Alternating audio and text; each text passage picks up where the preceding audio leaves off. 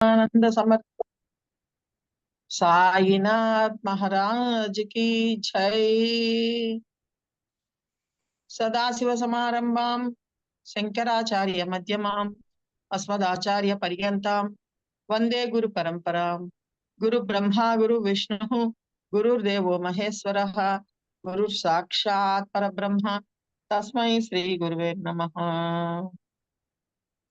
సాయినాథుడి అనుగ్రహంతో ఆశీర్వాదంతో మళ్ళీ ఒక అందమైన అద్భుతమైన ఆనందకరమైన రోజును మనకు ప్రసాదంగా ఇచ్చి తన భజనలో తన స్మరణలో తన ధ్యాసలో ఉంచుకుంటున్న సాయినాథునికి వేల లక్షల కోట్ల కృతజ్ఞతలు తెలియజేసుకుంటూ శ్రీ సచిదానంద సమర్థ సద్గురు సాయినాథ్ మహారాజ్ కి జై. ఇప్పుడే నరసింహారావు గారు చాలా అద్భుతమైన మాట ఒకటి చెప్పారు. ఈరోజు హనుమత్ జయంతి. అలాగే వాళ్ళు రామరక్షా స్తోత్రాన్ని మొదలు పెట్టారు. ఆ రామరక్షా స్తోత్రం గురించి మనకు 18వ అధ్యాయంలో వర్ణించడం జరిగింది. గురువు చెప్పిన మాటని బయటికి చెప్పకూడదు, ఎవరితో పంచుకోకూడదు, గురువు ఇచ్చిన అనుభవాలని ఎవరితోనూ పంచుకోకూడదు అన్నటువంటి ఒక నానుడి మనకు. కానీ బాబా విషయంలో అలా కాదు. బాబా మనకి చేసినటువంటి మేలుని 10 మందితో పంచుకుంటూ ఉండాల్సింది. అదే హేమాద్రి పంత అధ్యాయంలో చెప్తాడు, 10 మందికి పంచుకోవాలి. గురువు మనకు చేసిన మేలుని, గురువు చెప్పిన వాక్యాలని, గురువు మనకిచ్చిన ఉపదేశాలని, ఏదైనా సరే గురువు మనకిచ్చింది ఏదైనా దాన్ని 10 మందితో పంచుకోవాలి అంటాడు. అక్కడ ఈ ఉదాహరణ చెప్తాడు. దీనికి ఉదాహరణ లేదని అనుకుంటారేమో, బుధ కౌశిక ముని ప్రమాణము. ఆయన తన కలలో చెప్పినటువంటి రామ రక్షా స్తోత్రాన్ని మెలకువ రాగానే అందరికీ అందించాడు. తాను తరించడం కాదు, రాముడి రక్షణలో ఉంటూ అందరూ తరించాలి. రాముడు వేరు, సాయి వేరు కాదండి.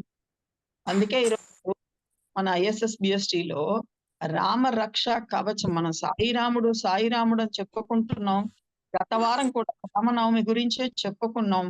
ఎక్కడెక్కడ రాముడు గురించిన ఉదంతాలు ఉన్నాయో బాబా దయతో, బాబా అనుగ్రహించిన మేర చెప్పుకున్నాం. కరెక్ట్ గా మళ్ళీ శనివారానికల్లా రామ రక్ష స్తోత్రం మన చేత పఠనం చేయిస్తారు బాబా. ఇక్కడే ఒక అద్భుతమైన మాట ఇస్తారు. పద్మజ్యోతి గారు మీరు మ్యూట్ పెట్టుకోండి, నాకు కొంచెం డిస్టర్బెన్స్ వస్తుంది. మాట ఇస్తాడు బాబా వారు, హేమాద్రి పంత్ గారు రాస్తారు. గురువు వర్షాకాలంలోని మేఘం వంటి వారు. ఆయన ఆనందం అనే అమృత జలాన్ని యథేచ్ఛగా వర్షింపజేస్తారు. అమృత జలాన్ని వర్షింపజేస్తారు. దాన్ని మనం యథేచ్ఛగా స్వీకరించి, అట్లా ఇట్లా కాదు, యథేచ్ఛగా స్వీకరించి 10 మందికి పంచి పెట్టాలి. ఇవోవి అక్కడే ఉంటుంది. హేమాద్రి పంత్ కావచ్చు, శ్యామ కావచ్చు, ఎవరైనా కావచ్చు, వాళ్ళ అనుభవాలు గనక మనతో పంచుకోకుండా ఉండుంటే మనకు బాబా పట్ల ఇంత ప్రేమ కలుగుతుందా? వాళ్లకు బాబా చెప్పిన ఉపదేశాలను గనక మనతో పంచుకోకుండా ఉండుంటే మనకి సచ్చరిత్ర వచ్చేదా? ఆలోచించుకొని చూడాలి. వాళ్ళు తాము పొందిన ఆనందాన్ని మనందరితో పంచుకోవాలని చూశారు. అందువల్లే ఒక సాయి సచ్చరిత్ర ఆవిర్భవించింది. అందువల్లే ఒక భక్తుల సమిత ఆవిర్భవించింది. అందువల్లే ఒక దీక్షిత డైరీ ఆవిర్భవించింది. అందువల్లే ఒక తర్కడ అనుభవాలన్న పుస్తకం ఆవిర్భవించింది. అందువల్లే నరసింహారావు గారు రాసినటువంటి 2 అద్భుతమైన పుస్తకాలు. ఇప్పుడు ఈ క్షణాన జీవించి ఉన్న భక్తులు సాయి దగ్గర పొందినటువంటి అద్భుతమైన అనుభవాలు, సాయి వాళ్ళని నడిపించిన విధానం కూడా 1కి 2 పుస్తకాలు భక్తుల అనుభవ మాలిక అన్న పేరుతో రాయించుకున్నాడు బాబు. ఇకపోతే ఈరోజు హనుమత్ జయంతి. నరసింహారావు గారు చెప్పినట్టుగా మనందరికీ తెలుసు, ఆంజనేయుడు పరమ రామ భక్తుడు. మనం ఏ రామాలయాలకు వెళ్ళినా ఒకటి రాముడి పాదాల దగ్గర గాని, లేదా రాముడికి ఎదురుగా కానీ బద్ధాంజలుడై ఉంటాడు ఆంజనేయుడు. మనం చూస్తాం, ఆయనకు ఒక దండం పెట్టేసి వస్తాం. ఏ హనుమత్ జయంతో ఏదో అయితే ఆకు పూజో, వడ పూజో, వడమాలో వేసేస్తాం.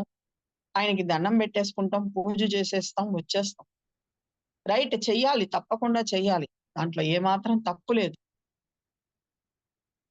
కానీ ఆయన ఎంత ఏకాగ్రంగా, ఎంత బద్ధాంజలుడై రాముని ధ్యాసలోనే ఉన్నారో ఆలోచించి చూడండి. మనం గుళ్ళకెళ్తే శివుడు ఎదురుగుండా నంది ఉంటుంది. విష్ణుమూర్తి ఎదురుగుండా గరుత్మంతుడు ఉంటాడు.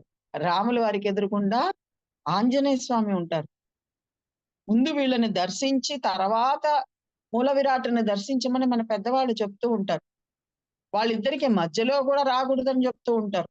మనం కూడా ఇక్కడ ఆంజనేయ స్వామి దగ్గర, గరుత్మంతుడి దగ్గర ఇట్లా ఇట్లా చంపలేసుకుంటాం. అక్కడ మూల విరాట్ దగ్గర ఇట్లా దండం పెడతాం. కానీ అసలు రహస్యం ఏమిటి? వాళ్ళు మనకి ఏం బోధిస్తున్నారు? వాళ్ళందరూ భక్తులే. ఒక నందీశ్వరుడు పరమ భక్తుడు. ఒక గరుత్మంతుడు పరమ భక్తుడు. ఒక ఆంజనేయుడు అద్భుతమైన భక్తుడు.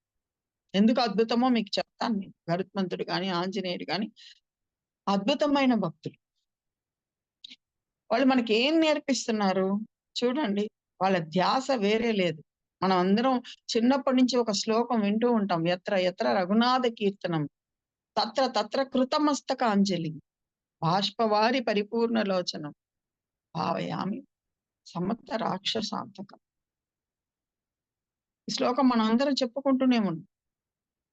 ఎక్కడైతే రామనామం జపించబడుతుందో, రామనామ స్మరణ స్టార్ట్ అవ్వంగానే ఫస్ట్ వచ్చేవారు ఎవరంటే ఆంజనేయుడు.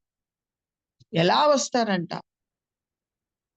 కృతమస్తకాంజలిం, తల ఉంచుకొని ఇలా వస్తారు. ఎలా ఉంటాడంట అక్కడ వచ్చింది మొదలు. ఆ రామనామ సంకీర్తన జరుగుతున్నంతసేపు ఎలా ఉంటాడంట? బాష్పవారి పరిపూర్ణ లోచనం. 2 కళ్ళ నిండుగా ఆనందాశ్రువులు దొర్లుతూ ఉంటాయి. ఎందుకు ఆనందాశ్రువులు వస్తున్నాయి? అక్కడ రామనామం, తనకిష్టమైనటువంటి రామనామం చెప్పబడుతుంది కాబట్టి. ఆయన కూడా ఆ భజన చేస్తూ ఆనందాన్ని పొందుతూ ఉంటాడు. ఆయన చిరంజీవి అంటూ ఉంటారు, మనందరికీ తెలుసు. సో ఎక్కడ రామనామ సంకీర్తన జరుగుతుందో అక్కడ ఫస్ట్ వచ్చేస్తాడు ఆంజనేయుడు. ఎంత ప్రేమ చూడండి రాముడి పట్ల, ఎంత శ్రద్ధ చూడండి రాముడి పట్ల, ఎంత ఏకాగ్రత. కేవలం ఆయన పాదాల దగ్గర ఇట్లా బద్ధాంజలుడై ఉంటాడు, లేదా ఆయన ఎదురుగుండా ఇట్లా బద్ధాంజలుడై ఉంటాడు. ఏం చెప్తూ ఉన్నాడు మనందరికీ? ఒక నంది కావచ్చు, ఒక గరుత్మంతుడు కావచ్చు, ఒక ఆంజనేయుడు కావచ్చు, ఏం చెప్తున్నాడు? ఒక వానరుడైన నేను, నిజంగా మన మనసులన్నిటినీ మనం కోతితో పోల్చుకుంటూ ఉంటాం. మనకు అలవాటే అది. మనసు వంటికి చంచలమైనది మరొకటి ఉంటుందా? దీనిని కూడా హరిచరణాలయందు స్థిరీకరిస్తుంది గురునామం అని చెప్తాడు మన హేమాద్రి పంత్ మొదటి అధ్యాయంలో. సో అటువంటిది ఒక కోతితో మనస్సును పోలుస్తూ ఉంటారు. ఎందువల్ల? ఒక విషయం నుంచి ఇంకో విషయానికి, ఒక విషయం నుంచి ఇంకో విషయానికి పాకుతూ ఉంటుంది మనస్సు. కోతి కూడా ఒక క్షణం గమ్ముగా ఉండదు. అది కూడా ఒక చెట్టు కొమ్మ నుంచి ఇంకో చెట్టు కొమ్మకి, ఒక చెట్టు కొమ్మ నుంచి ఇంకో చెట్టు కొమ్మకి పాకుతూ ఉంటుంది. అందువల్లే మనస్సుని కోతితో పోలుస్తూ ఉంటారు. మరి అటువంటి కోతి అంత ఏకాగ్రంగా రామనామ భజనలో ఉండగలిగినప్పుడు, రామనామ స్మరణలో ఉండి తరించగలిగినప్పుడు, రాముణ్ణి తన హృదయమందు బంధించగలిగినప్పుడు, మనందరం చూస్తాం. ఇలా ఆంజనేయ స్వామి గుండెలు చీల్చితే లోపల పట్టాభిషేకం రూపంలో ఉన్నటువంటి సీతారాములు దర్శనమిస్తూ ఉంటారు. ఎందరో ఇళ్లలో ఆ ఫోటో పెట్టుకొని ఉన్నాం. మనందరం సినిమాల్లో చూసాం, అన్నిట్లో చూసాం. అంటే తన మనస్సు సంపూర్ణంగా రాముడితో నింపుకున్నాడు ఆంజనేయుడు. తన మనస్సు సంపూర్ణంగా విష్ణుమూర్తితో నింపుకున్నాడు ఒక పక్షిరాజమైనటువంటి గరుత్మంతుడు. తన మనసును సంపూర్ణంగా శివుడి వైపే నింపుకున్నాడు. ఎవరు? ఒక నందీశ్వరుడు. ఇవన్నీ మన దృష్టిలో, సృష్టిలో అన్ని ఒకటే, సృష్టిలో అన్ని గొప్పవే. మన దృష్టిలో మానవులమే గొప్ప. అవన్నీ అంత విలువైనవి కాదు. మరి విలువ లేనివి, మనకన్నా కొంచెం తక్కువ జ్ఞానం కలిగినవి అని మనం భావిస్తున్నాం. ఎందుకంటే వాటికి తక్కువ జ్ఞానం లేదు. వాటికి కూడా అద్భుతమైన జ్ఞానం ఉంది. మనం భావిస్తూ ఉన్నటువంటి ఆ ఒక గరుత్మంతుడో, లేకపోతే ఒక ఆంజనేయుడో, ఒక నందీశ్వరుడో మనకు నేర్పిస్తున్నాడు. భగవంతుడిపై మనస్సుని ఎలా నిలపాలి? దృష్టిని ఎలా నిలపాలి?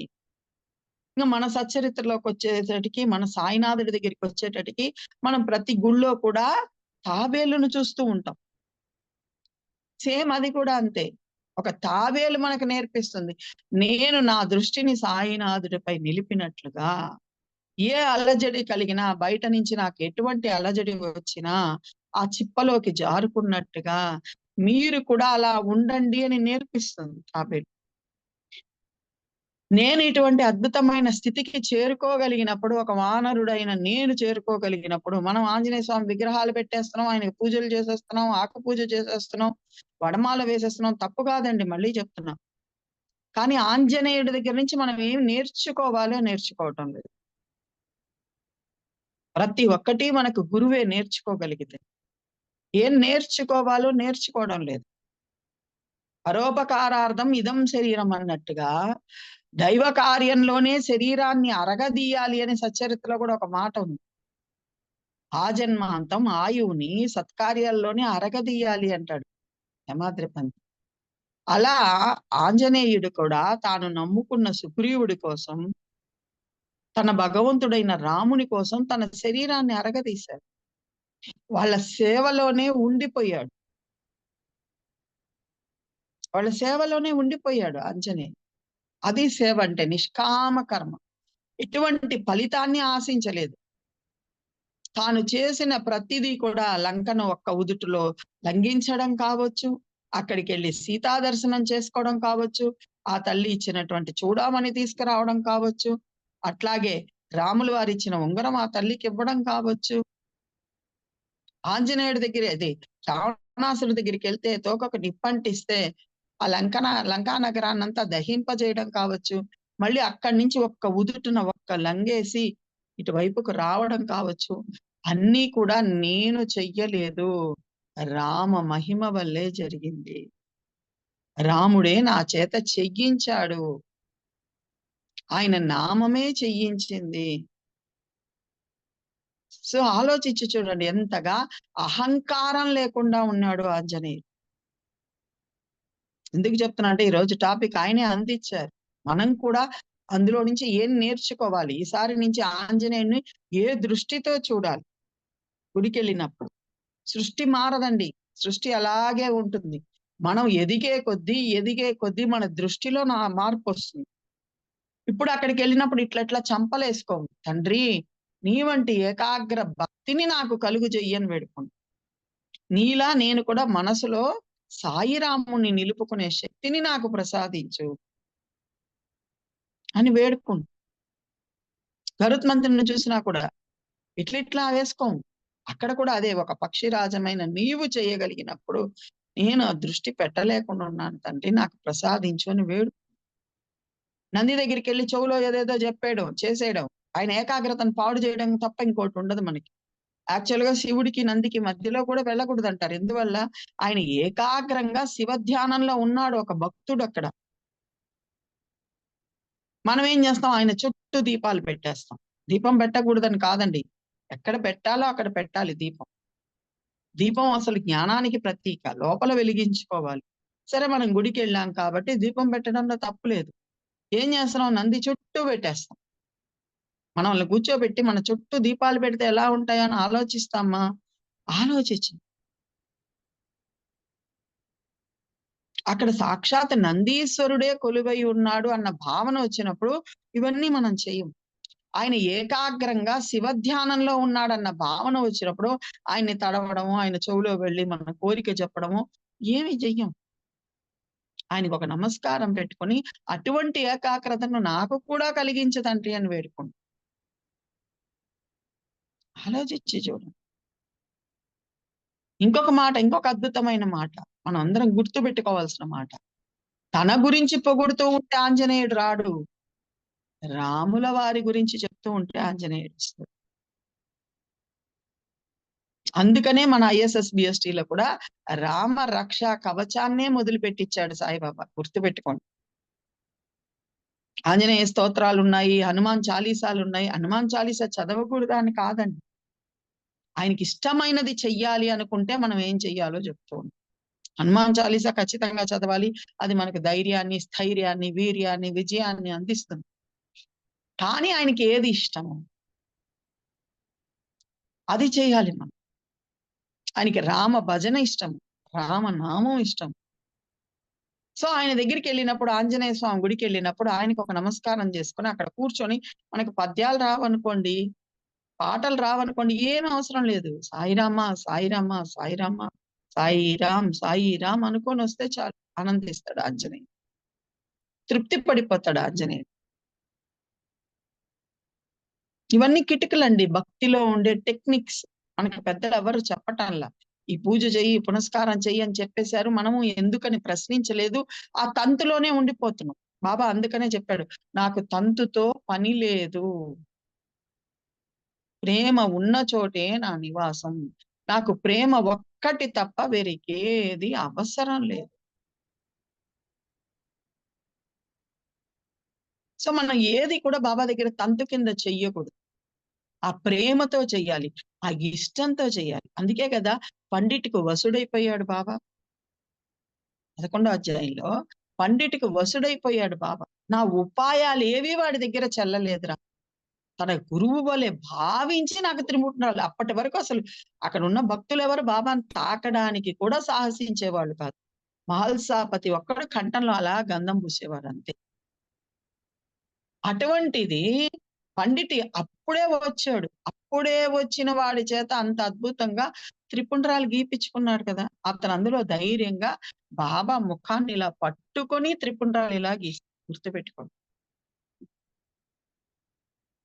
సో ఆలోచించి చూడండి. ప్రేమకు మాత్రమే వసుడవుతాడు. ఆనందంగా వెళ్ళండి గుడికి. ప్రేమతో వెళ్ళండి. సాయే ఆంజనేయుడు, సాయే రాముడు, సాయే లక్ష్మణుడు, సాయే శివుడు, సాయే నందీశ్వరుడు. అన్నీ మనకు సాయే. ఈ మాట నేను చెప్పలేదు. సాక్షాత్ శ్రీ సాయి సచ్చరిత్ర 1వ అధ్యాయంలో హేమాద్రి పంత చెప్తాడు. సాయే గజాననుడు, సాయే సావిత్రి, సాయే రమాపతి, ఉమాపతి, సావిత్రిపతి. అంటే బ్రహ్మ, విష్ణు, మహేశ్వరులు సాక్షాత్తు సాయినాథుడే. సద్గురువు లేకుండా బ్రహ్మకు కూడా బ్రహ్మత్వం లేదు.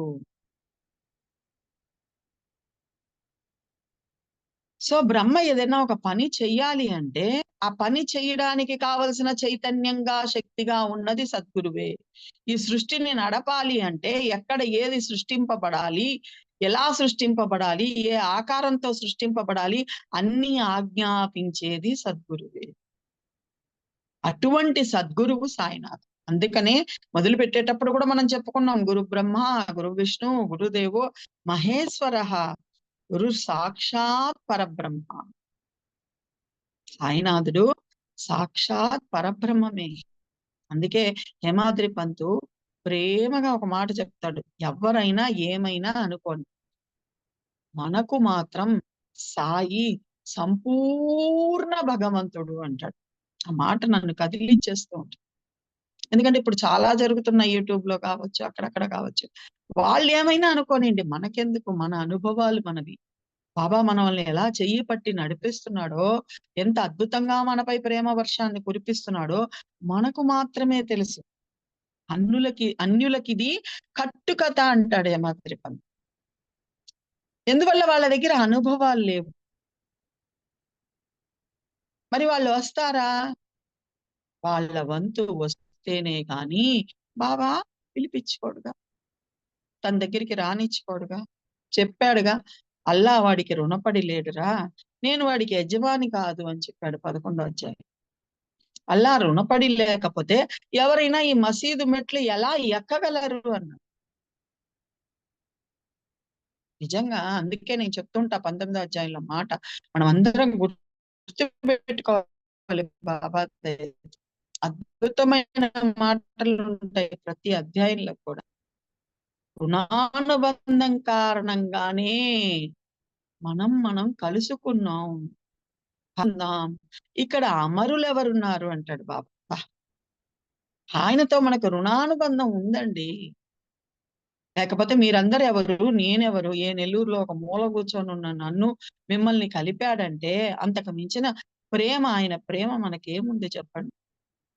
ఇలా కూర్చొని ఆయన స్మరణ చేసుకుంటున్నామంటే అది ఆయన రుణానుబంధం కాదా? చెప్పాడు కదా! భగవత్ కృప లేనిదే శ్రవణ లాలస కలగదు. వినాలి, వినాలి అన్న కుతూహలం కలగదు. మనం అనుకుంటున్నాం, నేను సత్సంగానికి అటెండ్ అవుతున్నాను, నేను రోజు వింటున్నానని. ఆ లాలస మనలో కలిగించింది కూడా సాయినాథుడే. తద్వారా మనల్ని మెరుగుపరుస్తున్నది కూడా సాయినాథుడే. తద్వారా తన దగ్గరికి లాక్కుంటున్నది కూడా సాయినాథుడే. తన స్మరణలో, తన భజనలో, తన ధ్యాసలో ఉంచుకుంటున్నది కూడా సాయినాథ్. సో, అది ఆ బుధ కౌశిక ముని గురించి, రామరక్ష స్తోత్రం గురించి మన సచ్చరిత్రలో 18దో అధ్యాయంలో ఉన్నటువంటి మాట. చాలా అద్భుతంగా ఈరోజు హనుమత్ జయంతి రోజు అది మన చేత మొదలు పెట్టించడం కూడా అద్భుతమైన వరం. మనం మొన్న కూడా చెప్పుకున్నాం. బాబా సశరీరంగా ఉన్నప్పుడు ఇంక కొద్ది రోజుల్లో 14 రోజుల్లో తన శరీరాన్ని వదిలిపెడతానన్నప్పుడు ఆయన రామ విజయాన్ని చదివిచ్చుకున్నారు. మర్చిపోకూడదు. బజే అనే భక్తుని చేత 14 రోజులు, 11 రోజుల పాటు నిర్విరామంగా రామ విజయాన్ని చదివించుకున్నారు. బాబా భక్తులమైన మనకి మనం ఎలా తయారవ్వాలంటే, బాబా అంటే మనందరికి ఇష్టమండి. అపరిమితమైన ఇష్టం. అందులో ఏ ఢోకా లేదు. కానీ అన్ని రూపాలతో ఉన్నది బాబాయే కాబట్టి అందరినీ, అన్నిటినీ ఆదరించాలి, ప్రేమించాలి. దేన్ని త్రోసిపుచ్చటానికి లేదు మనం. అదే బాబా సశరీరంగా ఉన్నప్పుడే తన భక్తులకందరికి ఇచ్చిన ప్రాక్టీస్ బాబా అదే. మీరు కానీ బాగా గమనిస్తే మీకు అర్థమవుతుంది. ఎవరిని బాబా నిర్బంధంగా నా నామం తప్ప ఇంకేమీ చెప్పబాకు అని చెప్పలా. చెప్పలా. పురందరే వచ్చాడు. అతడు విష్ణు భక్తుడు. అలానే వెళ్ళిపోమన్నాడు బాబా. పురందరే తల్లి వచ్చింది. ఆవిడ విఠల భక్తురాలు. ఆనందంగా విఠల రకుమాబాయిగా దర్శనమిచ్చి ఆ తల్లిని ఆ ప్రేమలోనే ముంచేశాడు. మేహుడొచ్చాడు. అతడు శివభక్తుడు. భేదం లేదండి. శివుడికి, సాయికి భేదం లేదు. రాముడికి, సాయికి భేదం లేదు. అతడి ప్రేమను గని బాబానే రామదాసి చేత ఒక అద్భుతమైన తెల్ల పాలరాతి శివలింగాన్ని తెప్పించి అతని చేతికిచ్చి, ఇదిగో నీ శంకరుడు. ఇక ఇతనినే పూజించుకో అని చెప్పాడు. బాబా ప్రేమ చూడండి. బలవంతంగా మనం ఏం చేయకూడదండి. రామకృష్ణ పరమహంస చెప్తారు ఆ మాట. ఒక కొబ్బరి చెట్టు ఉంది. ఆ మట్టను మనం బలవంతంగా లాగితే అక్కడ మరక పడుతుంది. అదే దానంతట అది ఊడిపోతే అక్కడ ఎటువంటి గుర్తు ఉండదు. సో, మనం బలవంతంగా ఏమీ చెయ్యక్కర్లేదు. అయ్యో! నిన్నటి వరకు అవి కూడా చదువుతున్నామే, ఇప్పుడు అది చదవకూడదేమో, ఇది చేయకూడదేమో, ఒక్క సచ్చరిత్రే చదవాలేమో ఇలాంటివన్నీ ఏమీ లేదండి. ఏది చదివినా అక్కడ ప్రేమ ఉండాలి గుర్తుపెట్టుకోండి. ప్రేమతో చదవాలి. ఎందుకంటే బాబాకి కావాల్సింది తంతు కాదు. మన భావం కావాలి. ప్రేమ కావాలి. ఆ ప్రేమనే ఆయన స్వీకరిస్తాడు. ఆ తల్లి పంపించిన వంకాయల కోసం ఆ చేతులు ఎండగట్టుకున్నాడు. లేదు. ఆ తల్లి ప్రేమను స్వీకరించడానికి చేతులు ఎండగట్టుకొని కూర్చొనుంది. ఆ తల్లి పంపించిన పాలకోవాల కన్నా ఎన్నో రకాల స్వీట్లు బాబా దగ్గరికొస్తున్నారు గదా! ఆ పాలకోవా ముక్క కోసం అతనికి 1కి 2 సార్లు గుర్తు చేసి, తర్వాత అతన్ని కొద్దిగా మందలించి, "ఏమిరా ఆ తల్లి నీకేమి ఇవ్వలేదా?" అని ప్రశ్నించి మరీ పాలకోవా తీసుకున్నాడు గుర్తుపెట్టుకోండి. సో, అందుకే బాబా చెప్తాడు, శ్రీహరి భక్తుల చేతులలో కీలుబొమ్మ. అమాయక భక్తుల కోసం తహతహలాడుతాడు. మూడో అధ్యాయం. ప్రేమ కోసం వారి ఆధీనంలో ఉండి ప్రవర్తిస్తాడు. ఆ ప్రేమని మాత్రం ప్రతి దాంట్లో మీరు చేస్తున్న ప్రతి దాంట్లో జోడించండి. అది మీరు పూజ చేస్తారో, పారాయణ చేస్తారో, స్తోత్ర పఠన చేస్తారో, లేదా అష్టోత్రాలు చదువుతారో, సహస్రనామాలు చదువుతారో, ఏదైనా చెయ్యండి. ఎందుకంటే మనకి సచ్చరిత్రలోనే తెలుసు. విష్ణు సహస్రనామ పారాయణం బాబా చేయించాడు. భాగవతం చదివిచ్చాడు. ఆధ్యాత్మిక రామాయణం చదివించాడు. గురు చరిత్ర కొందరి చేత ఎవరి సంస్కారాలకు తగినట్టుగా వాళ్ళకి ఒక్కొక్క గ్రంథాన్ని ఇచ్చి చదివిపించాడు బాబా. గుర్తుపెట్టుకోవాలి మనం ఈ విషయం. సో మన సంస్కారాలకి ఇది బాగా నచ్చుతుంది, అది చదువుతుంటే ప్రేమ ఉప్పొంగుతుంది, వదిలిపెట్టబాకండి. ఇంకొంచెం ప్రేమతో చదవండి. బాబా చెప్తాడు కదా మన ప్రేమ ఎలా ఉండాలో. 51 అధ్యాయంలో దురంధర సోదరులతో చెప్తాడు బాబా. శుక్లపక్షంలోని చంద్రుడు కళలు రోజు రోజుకి అధికమయ్యాలా, నా పట్ల మీ ప్రేమ అధికమవ్వాలి అంటాడు. బా, శుక్లపక్షంలోని చంద్రుడు, కృష్ణపక్షంలోని చంద్రుడు కాదండి. శుక్లపక్షంలో చంద్రుడు ఏమవుతాడు? మొదట విధియ రోజు ఒక సన్న రేఖలాగా కనిపిస్తాడు, తదియ రోజు ఇంకొంచెం ఎక్కువ, చవితి రోజు ఇంకొంచెం, పంచమి రోజు ఇంకొంచెం, షష్ఠి, సప్తమి, అష్టమి, నవములు, దశమి దగ్గరికి వచ్చేటటికి సగం, ఏకాదశి, ద్వాదశి వచ్చేటటికి ఇంకా ఎక్కువగా, పౌర్ణమి వచ్చేటటికి నిండు పున్నమి. అలా మన మనస్సు కూడా, ఇది మనస్సుకు ప్రతీక. శుక్లపక్షంలోని చంద్రుడు అంటే మన మనస్సు కూడా ముందు బాబా వైపుకు మరలాలి. కొద్దిగా కొద్దిగా కొద్దిగా చేసుకుంటూ చేసుకుంటూ మన మనస్సు నిండుగా, అదిగో ఆంజనేయ స్వామి మనస్సు నిండుగా సీతారాములు ఎలా ఉండిపోయారో అలా మన మనస్సు నిండుగా పున్నమి వెన్నెలలాగా, హాయిలాగా సాయినాథుడే ఉండిపోవాలి. అలా మన మనస్సులను తయారు చేసుకోవాలని స్వయంగా బాబానే దురంధర సోదరుల ఉదంతంలో మనందరికీ చెప్తున్నాడు. శుక్లపక్షంలోని చంద్రుడి కళలు రోజు రోజుకు అధికమయ్యేలా నా పట్ల మీ ప్రేమ అధికమవ్వాలి. ఆ అధికమయ్యేదాన్ని మనం ప్రయత్నం చేస్తూ ఉండాలి. డబ్బు సంపాదిస్తున్నాము, ఈ రోజుటి కన్నా రేపు ఎంత సంపాదించాలి, వచ్చే సంవత్సరం ఇంకో ఏదైనా ఉద్యోగం చూసుకోవాలి, లేదా ఇంకేదన్నా అదర్ ఇన్కమ్ కి చూసుకోవాలని చేసుకుంటాం కదా, తప్పులేదు. ఎందుకంటే లౌకిక వ్యవహారం నడవడానికి అవన్నీ కావాలి. ఎప్పుడు ప్రమోషన్ వస్తుంది, ఏమవుతుంది, దేని డబ్బులు ఎక్కడ పెడితే డబ్బులు అవుతాయి అని ఆలోచించుకొని చేసుకుంటున్నాం కదా. అట్లాగే బాబా పట్ల మన ప్రేమ ఎంత ఉంది? నిన్నటికి ఇన్నటికి ఎక్కువయిందా? ఇంకా విషయవాసనల పట్లే ఉందా? ఇంకా వాటి గురించి వీటి గురించి ఆలోచిస్తున్నానా? భార్య, బిడ్డలు, బంధువులు, ధనము, పేరు, ప్రతిష్టలు వీటి యందు మోహం లేని వారే నా చరణాల యందు భక్తి అంటాడే గాని బాబా ప్రేమ కలిగి ఉంటారు. వాళ్ళని వదిలిపెట్టమని కాదండి. వాళ్ళపై ఉన్న మోహం మనకు భయాలను కలిగిస్తుంది. మనం ఎందుకు వాళ్ళపైన మోహం పెంచుకోవాలి, భయాన్ని పెంచుకోవాలి? అధ్యాయాలు చాలా అద్భుతంగా చదవాలండి. తండ్రి ఉన్నప్పుడు కొడుకుల్ని చూడడం కాదు, తండ్రి పరమపదించిన తర్వాత కూడా వీడి తండ్రి నా స్నేహితుడు, నా స్నేహితుడు కుమారుడే వీడు, వీడు అన్ని మర్చిపోయాడు, పండ్రి యాత్రలు మర్చిపోయాడు, తండ్రికి శ్రాద్ధం పెట్టడం మర్చిపోయాడు, విఠలుణ్ణి నన్ను పస్తులుంచుతున్నాడు, అందువల్ల వీడిని పిచ్చుక పిల్ల కాలికి దారం కట్టినట్టు నేనే లాక్కొచ్చుకున్నాను అని చెప్పాడు. మనందరం చదివాం ఆ లీల.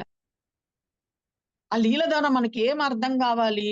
మనం ఉన్నప్పుడు కాదు, మన శరీర అవసానం అయిపోయిన తర్వాత కూడా మన బిడ్డలో, మన మనవలో, మన మనవరాల్లో అందరి బాధ్యతని తీసుకొని కూర్చొని ఉన్నాడు ఒకడు. ఆయనే సాయినాథుడు. చెప్పాడు, నీ భారములన్నీ నాపై పడవేయు. బాబానే చెప్పాడు. అది మనకు ఆ భగవంతరావు క్షీరసాగర్ ఉదంతంలో అర్థమవుతుంది. అతని తండ్రి కదా స్నేహితుడు. అది కూడా ఎవరికి? అక్కలకోట మహారాజుకి. బాబా కాదుగా. అక్కలకోట మహారాజు బాబా వేరు కాదుగా.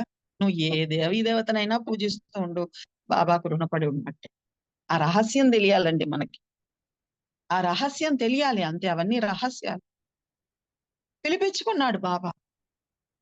పిలిపించుకొని ఏం చేస్తూ ఉన్నాడు? చెప్తున్నాడు, అతనికే చెప్తూ ఉన్నాడు. రే, నీకు నాకు రుణానుబంధం లేదు, కానీ మీ నాన్నకి నాకు రుణానుబంధం ఉంది. అతను నా స్నేహితుడు. ఆ ఆ మాట అండర్లైన్ చేసుకోండి దయచేసి. స్నేహితుడు. మనకు తెలుసు నవవిధ భక్తులలో 3 ఉన్నాయి చివరది. సఖ్యం, దాస్యం, ఆత్మ నివేదన. ఈ 3 మెయిన్ ఇంపార్టెంట్ భగవంతుడికి దగ్గర అవ్వడానికి. సఖ్యం చెయ్యండి భగవంతుడితో. ఇతని తండ్రి నా భక్తుడు అనలా బాబా, ఇతని తండ్రి నా సేవకుడు అనలా బాబా. ఇతని తండ్రి నా పూజారి అనల బాబా, ఇతని తండ్రి నా స్నేహితుడు.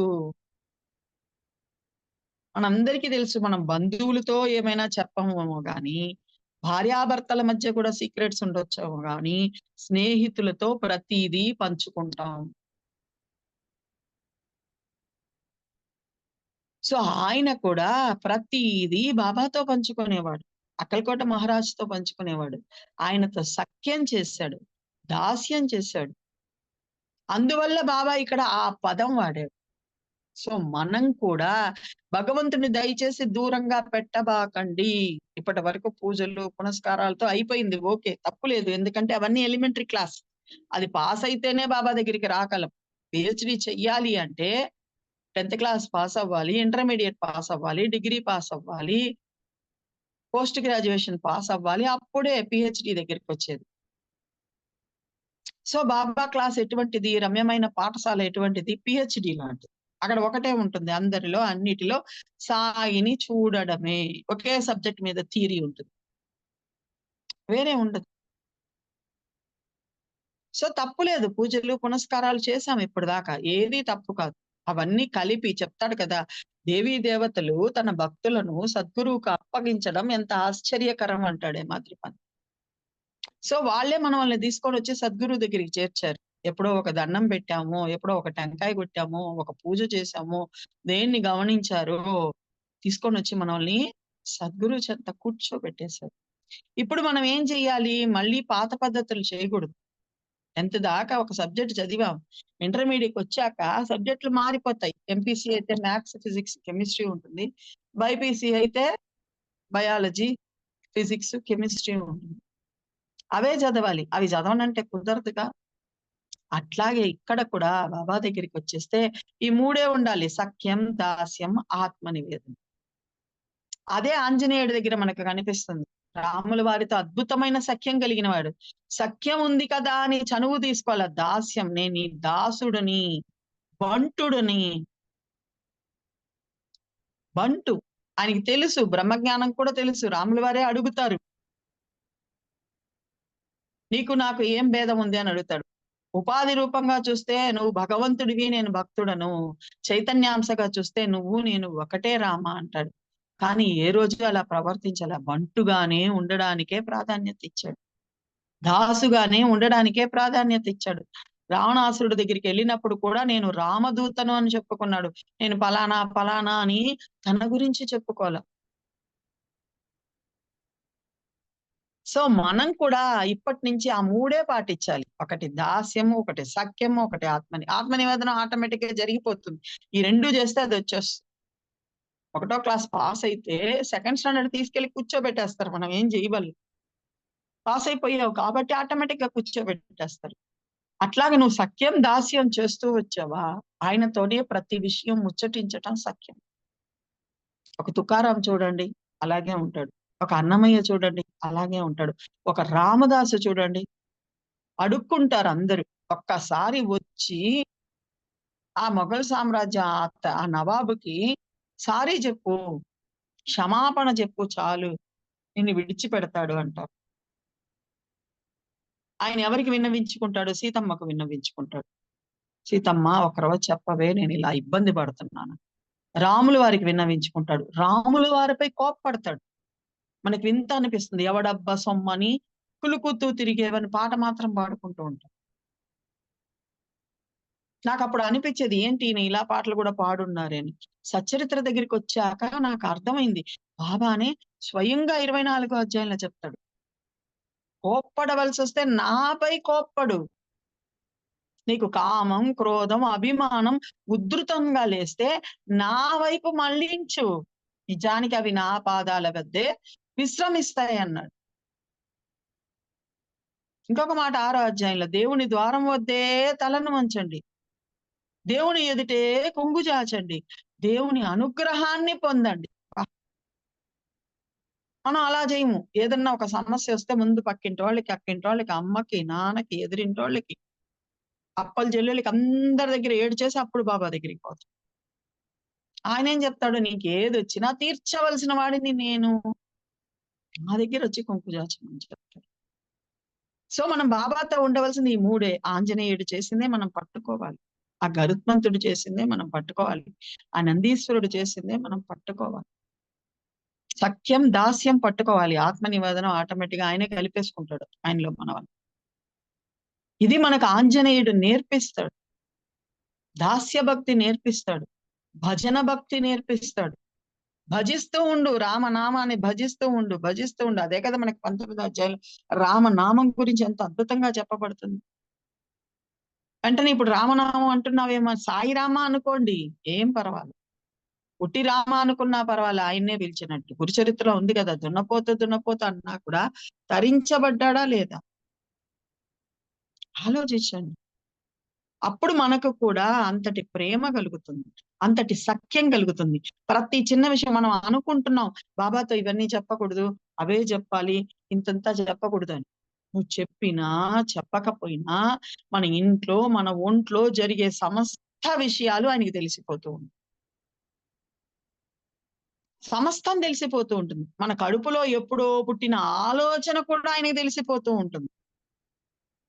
తెలిసిపోతుంది కాబట్టే కదా నానాసాయి చందర్కర్ వస్తే పోళీలు చేసి తీసుకురమ్మని చెప్తాడు బాబా. ఆయన పోళీలు చేసుకొని గబగబా తీసుకొని వస్తాడు. నేను ఎప్పుడో తినేసాను పోరా అంటాడు. ఎప్పుడు తిన్నావు బాబా? ఇప్పుడు నేను వేడి వేడిగా చేసి తీసుకొస్తున్నాను అన్నాడు. నువ్వు చేస్తున్నప్పుడే ఆ పిండిగా ఉన్నప్పుడే, ఆ బెల్లంగా ఉన్నప్పుడే వచ్చి తినేసానురా, చీమ రూపంలో వచ్చాను, దోమ రూపంలో వచ్చాను. నువ్వన్నీ ఉట్టి అబద్ధాలు చెప్తావు బాబా, నేను తెచ్చాను ఇప్పుడు తినమని చెప్తాడు. ఇలా కాదని కఫ్ని పైకెత్తి బొడ్డు చుట్టూతో చూపిస్తాడు. బొడ్డు చుట్టూ చీమలు ఉంటాయి. ఇదిగో చూడరా, బెల్లం ముక్క ఇంకా పట్టుకొని ఉన్నాను, తిన్నాను నేను అంటాడు. అప్పుడు కూడా ఒప్పుకోడు ఆయన. ఎందుకు ఒప్పుకోరమ్మా వాళ్ళందరూ? బాబాని ఎందుకు ఒప్పుకోలేదని మీకు అనిపించవచ్చు. నేను అందుకే ఎప్పుడు ఒక మాట చెప్తూ ఉంటా. 120 సంవత్సరాల కిందట మనలాగా సశరీరంగా ఉన్న ఒక మానవుణ్ణి భగవంతుడిగా గుర్తించటం చాలా కష్టం. మనకు బాబా పరిచయం అయ్యేటప్పటికి గుళ్ళో ఉన్నాడు, భగవంతుడిగా ఉన్నాడు, పూజలు పునస్కారాల ద్వారా ఆయన్ని గుర్తిస్తూ వచ్చాం, హారతుల ద్వారా ఆయన్ని గుర్తిస్తూ వచ్చాం. వాళ్ళు అలా కాదు, తమలాగా ఒక మానవ మాతృల్లో ఉన్న భగవదాంశను గుర్తించడం, ఆయనే సర్వాంతర్యామి అని గుర్తించడం అద్భుతం అండి. బాబా వాళ్ళకి చేసిన లీలలు అత్యంత అద్భుతం. అప్పటికి ఆయన ఒప్పుకోకపోయేటటికి ఎప్పుడో చిన్నప్పుడు ఆయన ఏదో చేసిన ఒక చర్యని సైగల రూపంలో బాబా చూపించారు. చూడండి, చిన్నప్పుడు బాల్యంలో చేసిన చర్య అదేందనేది అక్కడ ఇవ్వబడాలి. సో నువ్వు బాల్యంలో ఏం చేశావు, ఏం తిన్నావు, ఏం తాగావు కూడా చెప్పేయగలడు. మనకు తెలుసు, మనందరికీ జ్యోతిందర్ తర్కడ్ ఫస్ట్ సారి బాబా దగ్గరికి వచ్చినప్పుడు తర్కడ్ వాళ్ళ లీలల్లో ఉంటుంది, వాళ్ళ అనుభవాల పుస్తకంలో ఉంటుంది. కఫ్రీలో చెయ్యి పెట్టి అతను ఎప్పుడో బడికి వెళ్తున్నప్పుడు 5 ఏళ్ల పిల్లవాడప్పుడు బాబాకి ఇచ్చిన ఒక కాణి, ఒక చిన్న కాణి, ఆ డబ్బుని బాబా తన కఫ్నీలో నుంచి తీసి, ఆయన కఫ్నీలో ఎన్ని దాచిపెట్టుకున్నాడండి ఆ జోబిలో. అక్షయ పాత్ర కన్నా విలువైనది అది. ఆయన జోలి కావచ్చు, ఆయన కఫ్నీ కావచ్చు, కఫ్నీ జోబి కావచ్చు, ఈ విశ్వమంతా అందులో ఇమిడిపోయి ఉంది. మనకు అది బయట చూడడానికి కుట్టి కఫ్నీ లాగా కనిపిస్తుంది. 10 ఏళ్ల కిందటో 12 ఏళ్ల కిందటో ఒక పిల్లవాడు తనకిచ్చినటువంటి ఆ కాణిని ఎంత భద్రంగా దాచిపెట్టుకొని లోపల చెయ్యి పెట్టి తీసి ఇచ్చాడు బాబా అక్కడ. ఆశ్చర్యపోయాడు జ్యోతీంద్ర తర్కడు. అందువల్ల కదా బాబాను అంత గట్టిగా పట్టుకున్నాడు. సో అన్నీ తెలుసు ఆయనకి. నీ పుట్టుక, నీ స్థితిగతులు, నీ భూమిక, నీ చిత్తవృత్తి అన్నీ తెలుసు. ఆయన దగ్గర మనం ఏం దాచగలం? ఏం దాచగలం? ఇప్పుడు పుట్టుక కాదండి, జన్మ జన్మల రహస్యం తెలుసు. నెక్స్ట్ ఒకవేళ మనకి జన్మ అంటూ ఉంటే ఏమి ఇవ్వాలో తెలిసిన సర్వ సమర్థుడు సాయినాథుడు, గుర్తుపెట్టుకోండి. సర్వ సమర్థుడు ఆయన. అందుకనే సాయి సమర్థ, సాయి సమర్థ, ఇదే మన మంత్రం, యంత్రం, తంత్రం కూడా ఇది ఒక్కటే, వేరే లేదు. వేరే లేదు. ఇది మనం గుర్తు పెట్టుకోవాలి. మన మంత్రం ఇదొక్కటే అంటాడు యమాద్రి పంత్. 3వ అధ్యాయంలోకి వచ్చేటికి సమర్థ సాయి అన్నం చిన్న మంత్రంతో ఈ భవసాగరాన్ని దాటేద్దాం అంటాడు. సమర్థుడు ఆయన తప్ప ఇంకెవరున్నారు? ఆలోచించి చూడండి. ఆయన ముందు మనం ఏం దాస్తాం? హనుమంతుడి ముందు కుప్పిగంతుల్లాగా ఆయన దగ్గర మనం ఏం దాస్తాం? దాయాల్సిన అవసరమే లేదు. నీ నిత్య కృత్యాలు చెప్పు, నీకు కలుగుతున్న బాధలు చెప్పు, నీకు కలుగుతున్న ఆనందాన్ని పంచుకో. ముందు ఆయనతో సఖ్యం చెయ్యి. సఖ్యం చెయ్యగా చెయ్యగా శుక్లపక్షంలోని చంద్రుడి కళలు రోజు రోజుకి అధికమయ్యేలా బాబా పట్ల మన ప్రేమ అధికమవుతుంది. అటువైపు నుంచి కూడా ఆయన ప్రేమ మనకు అనుభవం అవుతుంది. అనుభవం అవుతుందండి. ఖచ్చితంగా అవుతుంది. అందులో ఏమాత్రం సందేహం లేదు. అలనాటి భక్తులందరికీ అది అనుభవం అయ్యింది. ఇలనాటి భక్తులు మనందరికీ కూడా అది అనుభవమే. అందుకనే బాబా చెప్పాడు, నా శరీరం అనంతరం కూడా నేను అప్రమత్తుడనే. అప్రమత్తంగా ఉన్నాడు ఆయన. రెడీగా ఉన్నాడు. నా ఎముకలు మీతో ముచ్చటించటం, మాట్లాడటం మీరు వింటారు అని చెప్పాడు. మరి మనందరం బాబాతో మాట్లాడుకోవడం లేదా? ఆయన ప్రేమను పంచుకోవడం లేదా? ఆలోచించి చూడండి. ఆలోచిస్తే మనకి విషయం అర్థమవుతూ వస్తుంది. సో ఇవన్నీ మనం ఒక ఆంజనేయుడిని చూసి నేర్చుకోవాల్సిన విషయాలు. మన మనసులో పదే పదే గుర్తుకు తెచ్చుకోవాలి. ఆంజనేయుడు అంత గొప్ప స్థితిని పొందగలిగినప్పుడు, ఒక వానరమైన ఆంజనేయుడు పొందగలిగినప్పుడు, సంపూర్ణ జ్ఞానంతో మానవ జన్మనిచ్చిన నేనెందుకు ఆ స్థితికి చేరుకోలేను అని పదే పదే ప్రశ్న వేసుకోవాలి మనం అందరం. పదే పదే ప్రశ్న వేసుకోవాలి.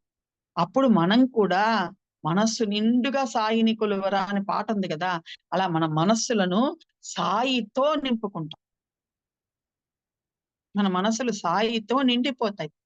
సాయితో నిండిపోతే ఏమవుతుందో తెలుసా? ఒక మాట చెప్తాడు 2వ అధ్యాయంలో మాదిరి పంత్. ఒక్క సాయి మనస్సులో ప్రవేశిస్తే, మన మనస్సు సాయితో నిండిపోయింది అనే దానికి మనకి బ్యారేజ్ కావాలి గదా!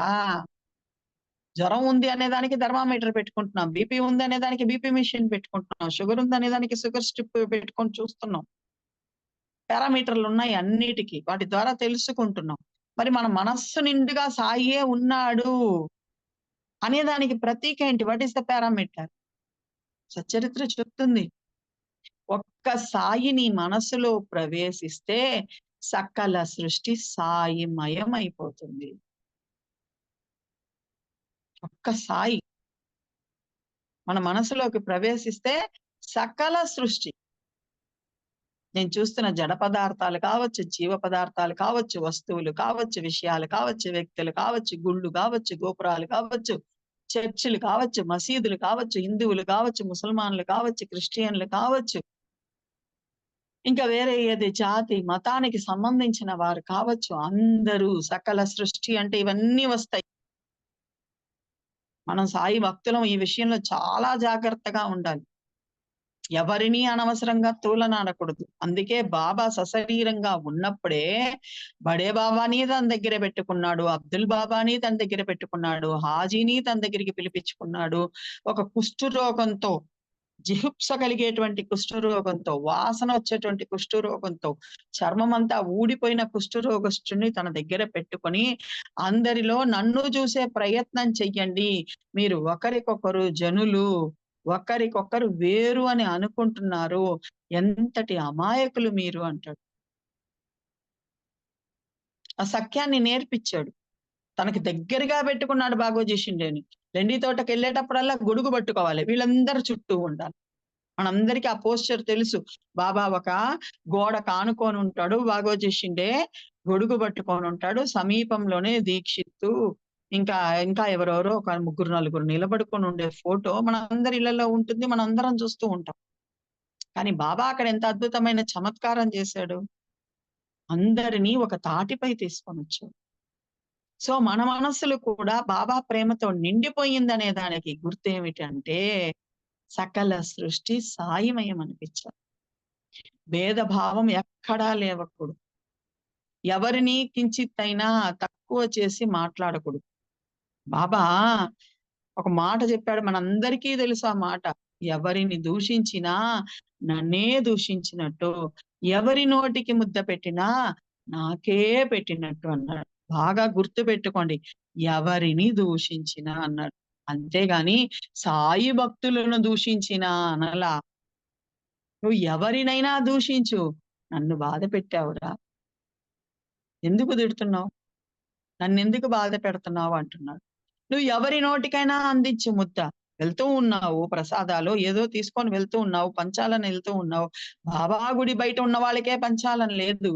దారిలో మసీదు కనిపించింది. అక్కడ ఒక ఇద్దరు కూర్చొని ఉన్నారు. ఇచ్చేయి.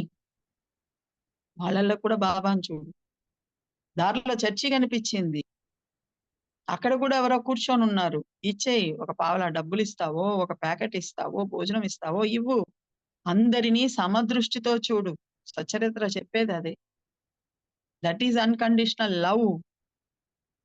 అటువంటి ప్రేమని కలిగి ఉండు. అదే ప్రేమ భావ. ప్రేమ భావ పరాకాష్ఠ భక్తి యోగము అంటారు. సో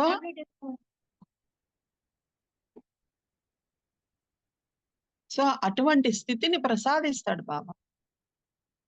ఖచ్చితంగా ప్రసాదిస్తాడు. పొందారు అలనాటి భక్తులు కూడా. మనం కూడా చెయ్యవలసిందంతా బాబా పట్ల ప్రేమను పెంచుకుంటూ పోవడమే.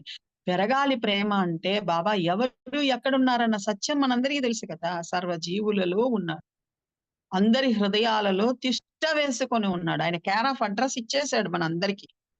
మిగతా వాళ్ళకి ఇవ్వకపోవచ్చు. సచ్చరిత్ర పారాయణ చేసే వాళ్ళందరికీ 3వ అధ్యాయంలో, 15వ అధ్యాయంలో, 19వ అధ్యాయంలో, 32వ అధ్యాయంలో, 44వ అధ్యాయంలో తన కేర్ ఆఫ్ అడ్రెస్ ఇస్తాడు బాబా. బాగా గుర్తుపెట్టుకోవాలి ఈ విషయాలు మనం. ఏం చెప్తాడు? సర్వజీవులలో అంతర్యామిగా ఉన్నది నేనే. చీమలు, దోమలు, జలచరాలు, ఆకాశాన ఎగిరే పక్షులు, సోనశూకరాలు మొదలగు ప్రాణులన్నిటిలోనూ నేనే నిరంతరంగా నిండి ఉన్నాను అంటాడు. మరి అంతవరకే చెప్పాడా? మనుషులందరినీ చెప్పాడు. బాబా భక్తుల వరకే అని చెప్పలా బాబా. అని ఇంట్లో గాని, వాకిట్లో గాని, దారిలో గాని, ఆయా ప్రదేశాలలో ఎవరు నీకు కలిసినా అది నేనే. వారిలో నేనే తిష్ట వేసుకొని ఉన్నాను. ఇదే ప్రాక్టీస్ చేయించాడు. మొన్న కూడా చెప్పుకున్నాం మనం. బాబా నిర్యాణం తర్వాత కూడా అందరూ బడే బాబాని తరిమేయాలని చూశారు. ఎందుకంటే ఆయన కొంచెం ర్యాష్ గా ప్రవర్తించేవాడు. బాబా ఉన్నప్పుడే ఎలా ప్రవర్తించేవాడో మనందరికీ సచ్చరిత్రలోనే చెప్పబడి ఉంది. 2 ఉదంతాల్లో చెప్పబడి ఉంది. సో అందువల్ల వాళ్ళందరూ వద్దన్నారు. కానీ దీక్షిత్ ఒప్పుకోలా. తన వాడాలో స్థానం ఇచ్చాడు. మనం బాబా ఉన్నప్పుడు ఎలా ఉన్నామో ఇప్పుడు కూడా అలానే ఉండాలి అని చెప్పాడు. బాబా వెళ్ళిపోయాక చాలా మంది మారిపోయారండి. చాలా రకాలుగా మారారు. బాబా అసలు వెళ్ళలా, ఉన్నాడు. వాళ్ళకి తెలీలా ఆ రహస్యం. కొంతమందికే తెలుసు. ఆ కొంతమందిలో ఒకరే దీక్షిత్ గారు, కొంతమందిలో ఒకరే హేమాద్రి పంత్, కొంతమందిలో ఒకరే మహల్సాపతి, కొంతమందిలో ఒకరే నానాసాహెబ్ చంద్రకర్. ఇలా కొంతమంది మాత్రమే ఆయన అవగాహన చేసుకున్నారు, అర్థం చేసుకున్నారు. ఆ దీక్షిత్‌కి కూడా అర్థమైంది కాబట్టి బడే బాబాని పంపించకుండా బాబా ఉన్నప్పుడు ఎటువంటి మర్యాదలు జరిగేవో అవన్నిటిని చేయడం మొదలుపెట్టారు. గుర్తుంచుకోండి. బాబా ఎటువంటి ప్రాక్టీస్ దీక్షిత్‌కి ఇచ్చారో చూడండి. మనం కూడా ఏం చెయ్యాలో అర్థం చేసుకోండి. అవగాహన చేసుకోండి. అదే అసలైన భక్తి. భేద బుద్ధిని త్యజించడమే బ్రహ్మ అవ్వడం సచ్చరిత్ర చెప్తుంది. సాయిని ప్రేమించడం అంటే అన్‌కండిషనల్ గా సర్వ జీవులను ప్రేమించాలి. ఎందువల్లంటే సాయి ఒక 3.5 మూరల దేహం కాదు. ఆ దేహానికే పరిమితం అనుకున్న వారి భ్రాంతిని తొలగించటానికి ఆయన ఒక శరీరంతో వచ్చాడు. ఆయన సర్వత్రా వ్యాపించి ఉన్న పరబ్రహ్మ. అందరినీ నడిపిస్తున్న పరమాత్మ. సృష్టి, స్థితి, లయకారకుడు. సృష్టి, స్థితి, లయలను చేస్తూ మన సర్వులను పోషిస్తున్నవాడు. మన విధి విధానాన్ని కూడా మార్చగలిగిన వాడు. చెప్తాడు కదా! బాబానే స్వయంగా 16 అధ్యాయంలో చెప్తాడు. మనందరికీ తెలుసు. సూర్య చంద్రాదులు ఉదయించడం, అస్తమించడం, వాటి ప్రకాశం కూడా బ్రహ్మ వస్తువు పైన భీతితోనే. భీతి అన్న మాట గుర్తుపెట్టుకోవాలి మనం. ఆ బ్రహ్మ వస్తువే తనంతట తాను మనం తెలుసుకోవాలి కాబట్టి ఒక రూపాన్ని తీసుకొని, ఆ రూపంలో తన్ను పరిమితం చేసుకొని 60 ఏళ్ల పాటు షిరిడీలో నడయాడు. ఈ సత్యం కూడా మనం గుర్తుపెట్టుకోవాలి. మిగతా వాళ్ళేమన్నా అనుకోని, మనం సచరిత్ర చదువుతున్న మనకు ఆ అవగాహన ఉండాలి. సాయి అంటే ఎవరో తెలుసుకోవాలి. సకల దేవతా స్వరూపం సాయినాథుడు. సకల సాధు స్వరూపం సాయినాథుడు. సకల జీవ స్వరూపం సాయినాథుడు. సకల హృదయ నివాసుడు సాయినాథుడు. విశ్వాత్మక స్వరూపం. ఈ విశ్వమంతా ఒక స్వరూపాన్ని దాలిస్తే అది సాయినాథుడు. మనం చూస్తున్న రూపం కాదు. అది పరిమితం. సచ్చరిత్ర ఆ మాట కూడా చెప్తుందండి. అద్భుతమైన రత్నాలు ఉంటాయి సచ్చరిత్రలో. అపరిమితమైన దానిని పరిమితం అనడం శోభిస్తుందా? పరిమితమైన నీ దృష్టి ఎక్కడ పడితే అది నేనే అన్నాడు. నువ్వు చూసేదంతా కలిపితే నేను అన్నాడు. ఎందుకన్నాడు ఆ మాట? నా దృష్టి ఎక్కడ పడినా అది సాయియే, వేరే కాదు. ఈ దృష్టి సమభావాన్ని తెచ్చుకోవడం. ఈ దృష్టే శుక్లపక్షంలో చంద్రుని కళలు రోజు రోజుకు అధికమయ్యేలా సాయి పట్ల మన ప్రేమ అధికం అవ్వడం. ఎందుకంటే చాలా మంది ఏమనుకుంటాం, సాయి పట్ల ప్రేమ అధికం అవ్వాలంటే ఆయనకి నచ్చినవి వండేసి ఆయన బొమ్మ దగ్గర కూర్చొని విగ్రహం దగ్గర, విగ్రహంలో ఖచ్చితంగా ఆయన ఉన్నాడు. ఆ మాట మనకు 9వ అధ్యాయంలోనే చూపించేశాడు. నేను మీ ఇంటికి వచ్చానురా ఏమీ లేక తిరిగి వచ్చానన్నాడు. ఖచ్చితంగా ఉన్నాడు. లేడని నేను అనడం లేదు. పెట్టాలి. అక్కడ మాత్రమే చూస్తే ఎట్లా? మరి అదే 9వ అధ్యాయంలోనే అదే ఆ తల్లికే ఇంకొక అనుభవం ఇచ్చాడుగా. అదిగో నువ్వు తింటూ ఉన్నప్పుడు ఒక కుక్క వచ్చింది, బురదలో పొల్లిన పందొచ్చింది, దాంతో నాకు ఏకాత్మత అన్న పదం వాడాడుగా. వాడాడా లేదా? ఆలోచించి చూడండి. బాబుగిరి భువాన్ని తీసుకోబోయేటప్పుడు ఒక క్షత్రియుడిలాగా రాలా, ఒక పఠాన్ లాగా అనిపించాడు. ఆయన మళ్ళీ క్లారిఫికేషన్ ఇచ్చుకున్నాడు, నేను క్షత్రియుడిని, మీరు ధారాళంగా ఇవన్నీ తినండి, ఇబ్బంది లేదు అని. ఎందుకు వెళ్ళాడు ఆ రూపంతో? బాలారాం మాన్కర్ దగ్గరికి సశరీరంగా వెళ్లి దర్శనం ఇచ్చేశాడు. కొండ మీద, మచ్చిందర్ ఘాట్ మీద ఇచ్చేశాడు. అయిపోయింది కదా, గిల్లి చూసుకోమన్నాడు. మళ్ళీ దిగొచ్చేటటికి ఒక మోతుబారి రైతుగా ఎందుకు దర్శనం ఇచ్చాడు? ఎందుకు టికెట్ కొని ఇచ్చాడు? మళ్ళీ క్షణంలో మాయమైపోయి ఎంత వెతికినా ఎందుకు కనిపించలేదు? ఒక నానాసాహెబ్ చందోర్కర్ ఇంటికి ఎందుకు ఒక ముసలామలాగా వెళ్ళాడు, భిక్షగత్తెలాగా వెళ్ళాడు? ఒక అప్పా కుల్కర్ని ఇంటికి ఎందుకు ఒక సాయిబు వేషధారణలో వెళ్ళాడు? నువ్వు ఎంత పరిపక్వత చెంది ఉన్నావు అని పరీక్షిస్తాడు బాబా. ఆయన ఎప్పుడైనా, ఎక్కడైనా, ఎలా అయినా ప్రకటన అవ్వగల సర్వసమర్థుడు. ఆయనే చెప్పుకున్నాడు. మేహుడు ఉదంతంలో చెప్పుకున్నాడు, కర్కట ఉదంతంలో చెప్పుకున్నాడు, చాలా చోట్ల చెప్పుకున్నాడు. బాబానే స్వయంగా చెప్పిన మాటలు అవి.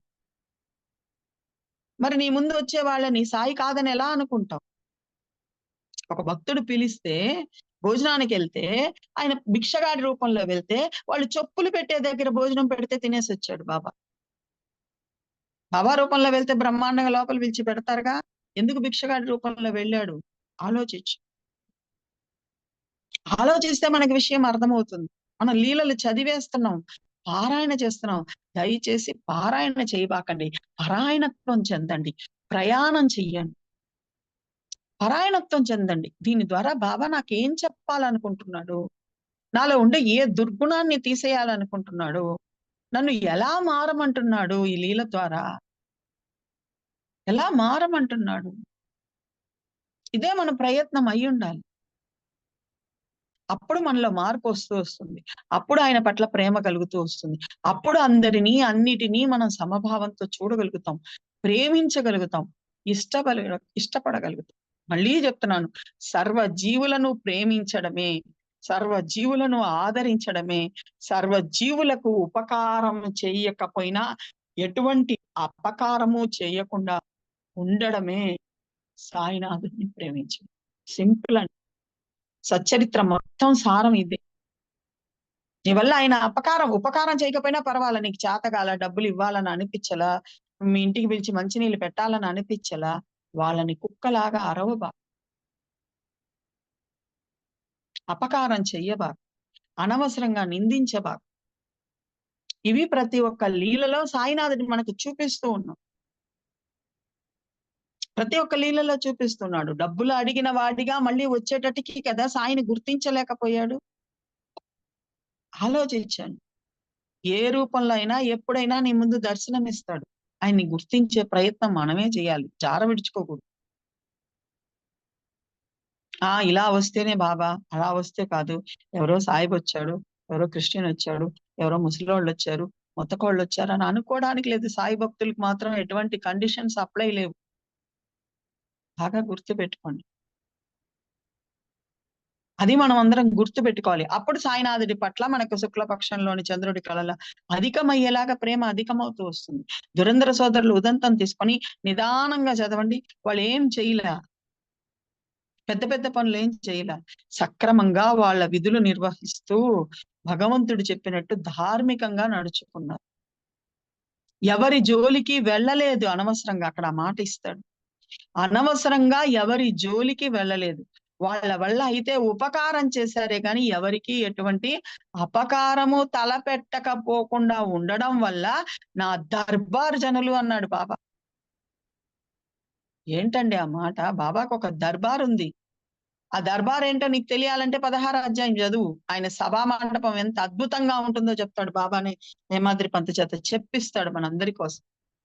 ఎంత అద్భుతమైన పరబ్రహ్మ సభా మండపాన్ని 16 అధ్యాయంలో మన చేత దర్శింపజేస్తాడు హేమాద్రి పంత్. అది మామూలు మసీద్ అనుకుంటున్నాం మనం. దర్బార్ సాయినాథుడి దర్బార్ అది. ఆ దర్బార్ జనులు వచ్చారని చెప్పాడు. నేను పదే పదే చదువుతుంటా అధ్యాయంలో. వాళ్ళు ఏం చేశారు, వాళ్ళ స్త్రీలు ఎలా ఉండేవాళ్ళు, వాళ్ళు ఏం చేశారు అన్నదమ్ములు. పెద్ద పెద్ద కార్యాలు ఏమి చేయలేదండి. మీరు కావాలంటే వెళ్ళి చదివి చూడండి. అంత మాత్రం దానికే సంతోషపడిపోయాడు బాబా. మీరందరూ నా దర్బార్ జనులురా, ఇదిగో వీళ్ళే వస్తారని నేను చెప్పింది అని మళ్ళీ వచ్చిన వాళ్ళకి. ఎందుకంటే ఆయన దగ్గరికి వేల సంఖ్యలో వస్తూ ఉంటారు. ఎవరో వీళ్ళకి తెలియదు కదా షిరిడీలో ఉన్న వాళ్ళకి. అందుకే ఒక మాట చెప్తాడు హేమాద్రి పంత్. బాబా దగ్గరే కూర్చొనున్నా మనసు వేరే వేరే దగ్గరికి పోతూ ఉంటే మనం షిరిడీలో ఉన్నా ప్రయోజనం ఉండదు.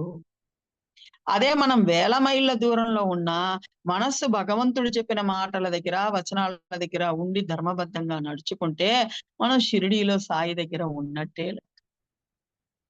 ఈ రహస్యం తెలియాలి మనందరికీ కూడా. ఇవన్నీ రహస్యాలు సచ్చరిత్రలో మనకు లభిస్తాయి.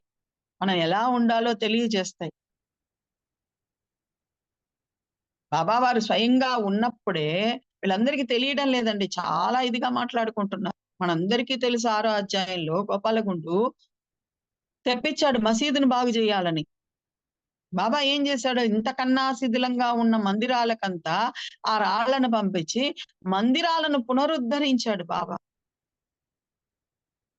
ఈ రోజు వాళ్ళు ఏదేదో చెప్పుకుంటూ ఉన్నారు బాబా గురించి.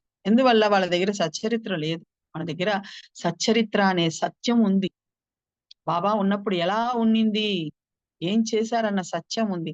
దాన్ని ధృవీకరిస్తూ అలనాటి భక్తులు రాసిన ఎన్నో పుస్తకాలు కూడా ఉన్నాయి. అలనాడు బాబా దగ్గర ఉన్న వాళ్ళు రాసినవి.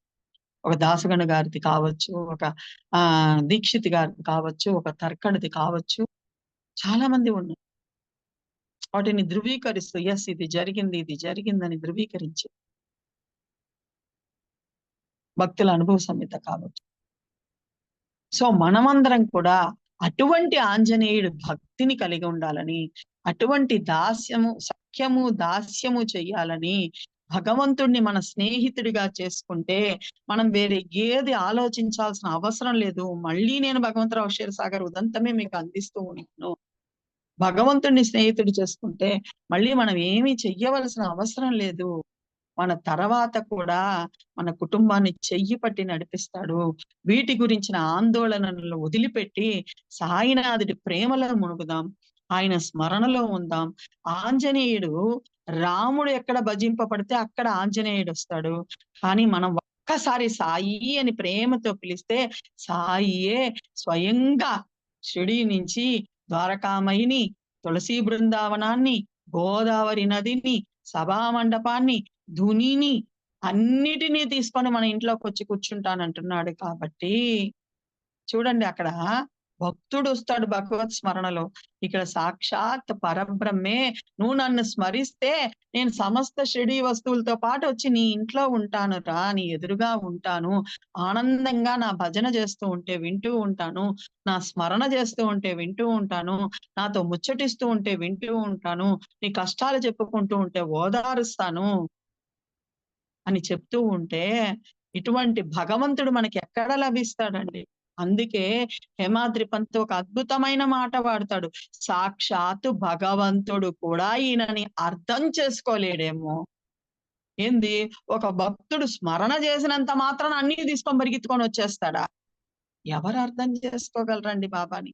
ఆయన ప్రేమని ఎవరు అర్థం చేసుకోగలరండి? ఆయన అవ్యాజ్య కరుణా సింధుం అనుకుంటూ ఉంటానే మనసులో. ఆ అవ్యాజ్యమైన కరుణని ఎవరు అర్థం చేసుకుంటారండి? అటువంటి స్మరణలో ఉంటే ఆయన చూసుకుంటాడండి మన భూత భవిష్యత్ వర్తమానాలన్నీ ఆయన చేతిలో ఉన్నాయి. అందుకనే హేమాద్రి పంత్ ఒక అద్భుతమైన మాట చెప్తాడు. ఈ మాట చెప్పి ముగించే ప్రయత్నం చేస్తాను బాబాదైతే. అద్భుతమైన మాట చెప్తాడు. గతించిన కాలం తుడిచిపెట్టుకొని పోయి భవిష్యత్తు తీరానికి చేరి వర్తమాన కాలమంతా గురుచరణాలలో ఉండుగాక. గతించింది వదిలేయండి. వాళ్ళట్ట చేశారు, వీళ్ళిట్ట చేశారు. వద్దు మనకి, తుడిచేసేయండి. ఏమొద్దు. కక్షలు, కార్పణ్యాలు ఏమొద్దు. ఎందువల్ల రుణము, శత్రుత్వము, హత్య ఈ 3 కల్పాంతం కూడా వదిలిపెట్టవు. సచరిత్ర చెప్తూ ఉంది. అదే మనకి చెన్నభద్రప్ప, వీరభద్రప్ప కథ చూపిస్తూ ఉంది. వద్దు మనకి. గతించిన కాలాన్ని తుడిచేయండి. బాబా దగ్గరికి వచ్చేసాం కదా! ఇంక మనకి భయం ఎందుకు? భవిష్యత్తు తీరానికి చేరిపోయింది అంతే. బాబా చూసుకుంటాడు మన భవిష్యత్తు. మన పని వర్తమాన కాలమంతా గురువుతో ఉండడం. ఈ మనస్సు గురువుతో, గురువుల్లో గురువుగా ఉండాలని, అందుకే బాబా పిచ్చుక పిల్ల కాలికి దారం కట్టినట్టే మనందరిని లాక్కొచ్చుకొని, కూర్చోపెట్టుకొని, ఆయనే టాపిక్ ఎంచుకొని, ఆయనే చెప్పించుకొని, ఆయనే మీతో పాటు నాకు, నాతో పాటు మీకు ఆనందాన్ని పంచుతూ ఉన్నాడు కాబట్టి, అటువంటి సాయినాథుడి పాదాలకి ఇలా చింతన చెయ్యాలమ్మా, ఇలా నేర్చుకో, ఇలా చదవండి అని నేర్పించిన రమేష్ అన్న పాదాలకి ఓపికగా విన్న మీ అందరి పాదాలకి వందనం చేస్తూ శ్రీ సచ్చిదానంద సమర్థ సద్గురు సాయినాథ్ మహారాజ్ కి జై.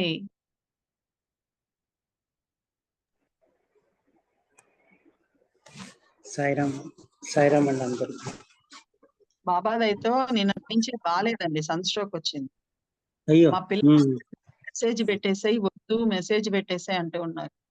బాబా 1 గంట నాకు ఏమి కాదు, బాబా కోసం మేమందరం కూర్చుంటుండేది కాదు, మా కోసం కూర్చుంటున్నాము, అది నాకు శక్తినిస్తుంది అని చెప్పారు. పెట్టిన దాని నుంచి నేను ఎలా ఉన్నానని వచ్చి చూస్తూ ఉన్నారు పిల్లలు. బాబా మందేసిస్తున్నాడుగా ఎప్పటికప్పుడు.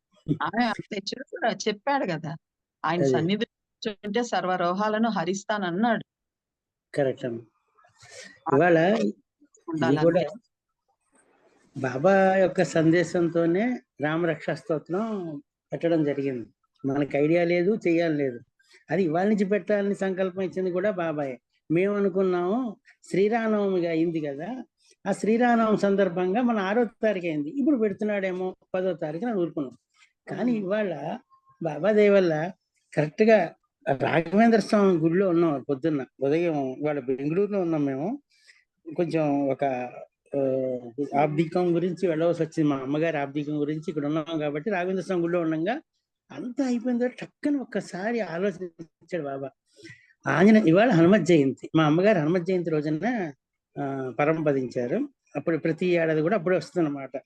ఆ సందర్భంగా కరెక్ట్గా అయ్యింది తంతు, భోజనానికి ఇంకా కొంచెం గ్యాప్ ఉంది. కూర్చోగానే బాబా సడన్ గా ఒక సంకల్పం, ఇవాళ హనుమత్ జయంతి. ఇందాక లక్ష్మి గారు చెప్పినట్లాగే హనుమత్ జయంతికి రామరక్షా స్తోత్రం పెడితే ఆయన ఎంత సంతోషపడిపోతాడో కదా, అందుకని పెట్టించాడేమో అని ఒక సంకల్పాన్ని బాబా ఇవ్వడం జరిగింది. అంటే మనకి ఇవాళ హనుమత్ జయంతిని కానీ లేకపోతే ఇవన్నీ తెలియలేదు, బాబా పెట్టారు, చెప్పేస్తారు, పెట్టిస్తాం అంతే. మనం కేవలం నిమిత్త మాత్రంలో మాత్రమే. కాబట్టి ఇక్కడ ఏంటంటే మన నడిపించేది బాబా, మనని చూసేది బాబా. ఎవరైతే తన పిల్లలు ఉన్నారో వాళ్ళ పూర్తి బాధ్యత వహించేది బాబా, మంచి సంకల్పాలు ఇచ్చేది బాబాయే. వాళ్ళ 19వ అధ్యాయంలో మన హేమాడ్ పంత్ గారు చెప్తారు కదా, రామనామాన్ని ఇవాళంతా నేను స్మరించాలి అంటే దాన్ని కన్ఫర్మ్ చేస్తూ గురు కృపాంజనాన్ని పెట్టి ఔరంగాబాద్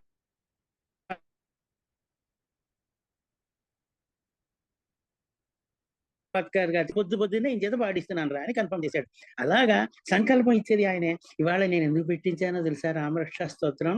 ఇవాళ నా ప్రియమైనటువంటి ఆంజనేయ స్వామి యొక్క జయంతిరా, ఆయన సంతోషపడతాడు, అలాగే మిమ్మల్ని కూడా అదే రీతిలో సంతోషపెట్టాలనే మీకు ఇవాళ రామరక్షా స్తోత్రాన్ని స్టార్ట్ చేశాను అని చెప్పడానికి చెప్తూ, మళ్ళీ ఇవాళ అంతకంటే కూడా దీంట్లో ఇవాళ రావడం మనకి శనివారం, ఇవాళ సాయంత్రం. ఇప్పుడు ఇద్దరికి ఏమనుకునేవాడు అంటే, ఒక చిన్న ఇది చెప్పాలంటే, బాబా అక్కడ ఇక్కడ కూడా ఆయనే ఉండి అన్ని లాగుతూ ఉంటారండి. మొన్న ఏమన్నా ఒక మహిళా దినోత్సవం వస్తే ఒకసారి అమ్మ దీని గురించి చెప్పుకుంటే బాగుంటుంది అనుకునేవాళ్ళం ఫస్ట్ లో కొన్ని. కానీ 2-3 సార్లు బట్టి ఆ విఠలాలక్ష్మి గారికి ఏమొచ్చిందో మనకి అది వస్తుంది, ఆవిడకి ఏమొచ్చింది నాకేది వచ్చిందో అదే వస్తుంది. ఆయనేమో అవే నడిపించేస్తున్నాడు.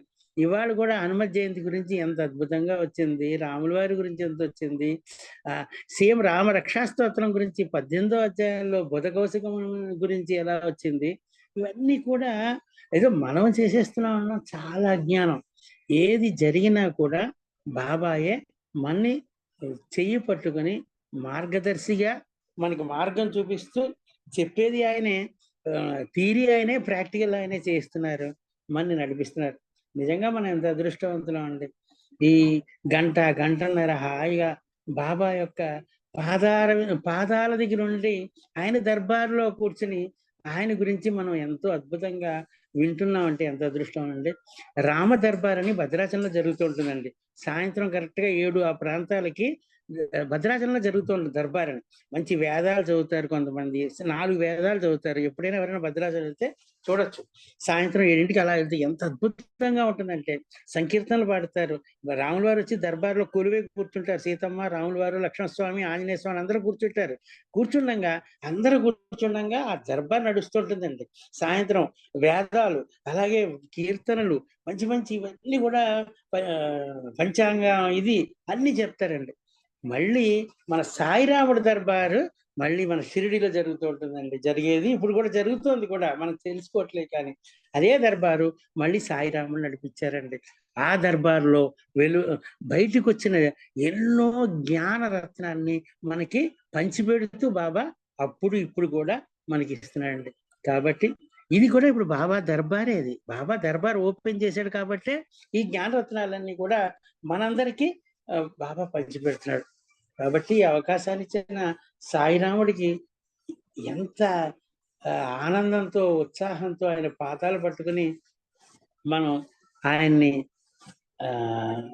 మనతోనే ఉండమని, అలాగే మన్ని ఇంకా దినదినాభివృద్ధిగా, ఇందా చెప్పి శుక్లపక్ష చంద్రుడు అని చెప్పారు చూసారా, అలాగా మనలో భక్తిని, ప్రేమను, ఆయన మీద అమితమైనటువంటి ప్రేమని మనకి పెంపొందించాలని కోరుకుంటూ శ్రీ సచ్చిదానంద సమర్థ సద్గురు సాయినాథ్ మహారాజ్కి జై అండి. సాయిరాం.